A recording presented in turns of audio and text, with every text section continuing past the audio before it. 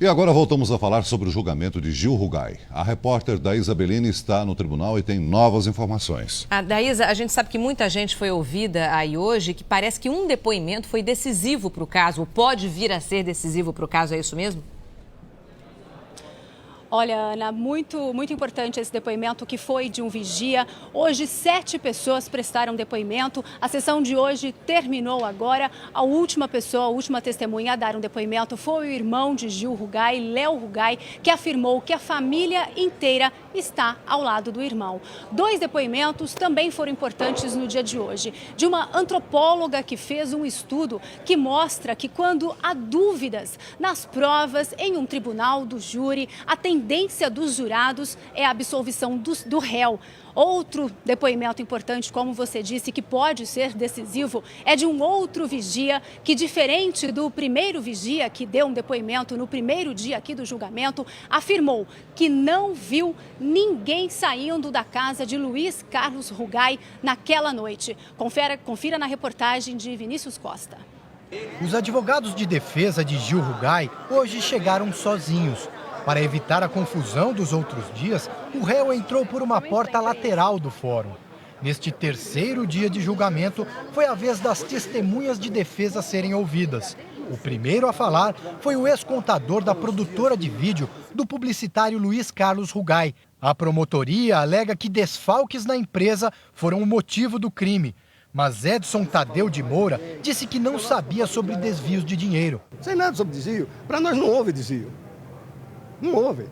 Se houve, foi na conta do Rugai, que é uma conta que a gente não tem acesso, que é que tomava conta era o Gil. A antropóloga Ana Lúcia Pastore foi convocada pela defesa na intenção de demonstrar que o perfil de Gil Rugai, traçado pela polícia e pela mídia, foi deturpado.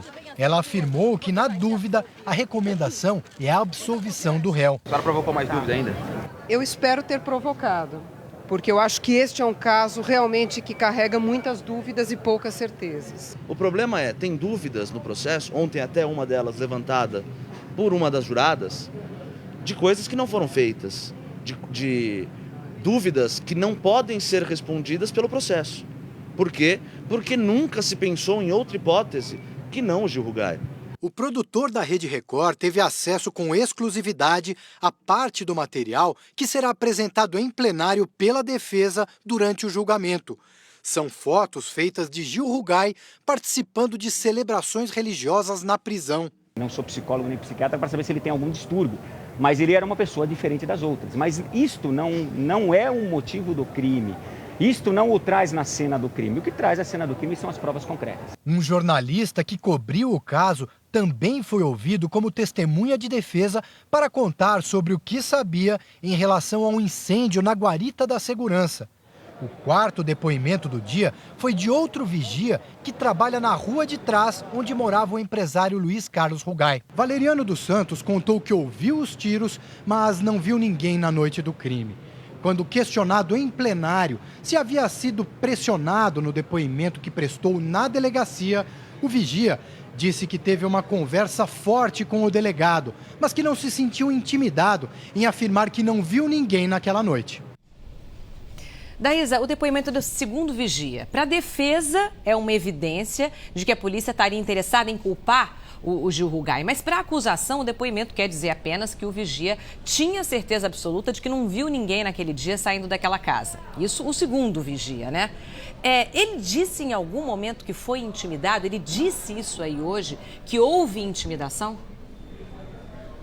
Olha, na intimidação, ele disse que não foi intimidado não, viu? Ele falou assim, olha, não fui intimidado porque eu não vi ninguém. Essas foram as palavras do vigia Valeriano Santos. Ele fala, eu não vi ninguém, eu não posso dizer para o senhor que eu vi alguém, sendo que eu realmente não vi ninguém. Em alguns momentos, ele disse que o delegado insistia e ele disse, eu não vi ninguém. Foi um depoimento muito forte e seguro. Ana?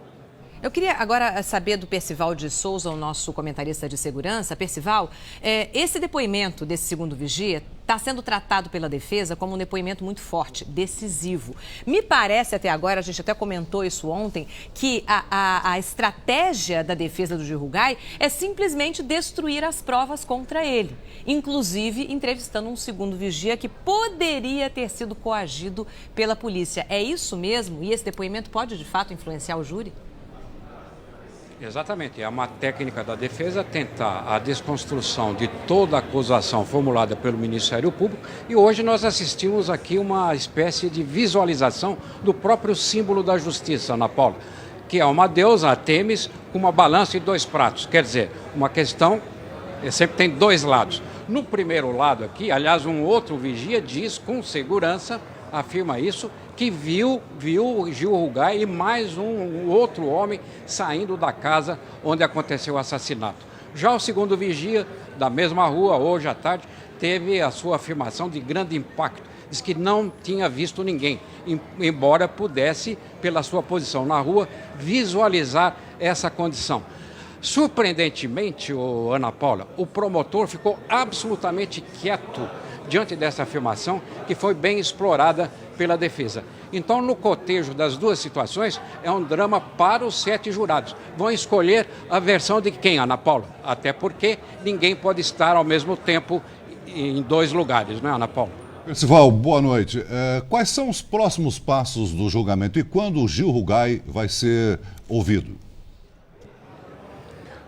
Celso, o julgamento será retomado amanhã pela manhã, com o depoimento de 2 testemunhas arroladas pelo próprio juiz que está presidindo o julgamento. Isso deve consumir uma boa parte da manhã e provavelmente o começo da tarde. E nessa tarde, aliás, amanhã, quinta-feira à tarde, será feito o interrogatório do Gil Rugai. É um momento muito esperado em que a acusação e defesa poderão se dirigir a ele e perguntar o que quiserem. Há uma grande expectativa nesse sentido, que terá uma forte influência sobre os jurados. Se ele vai estar calmo, nervoso, vacilante, hesitante, se vai olhar o jurado nos olhos, se vai abaixar a cabeça, enfim, vai ser feita uma espécie de análise de todo o comportamento do Gil Rugai no seu interrogatório amanhã à tarde. Celso.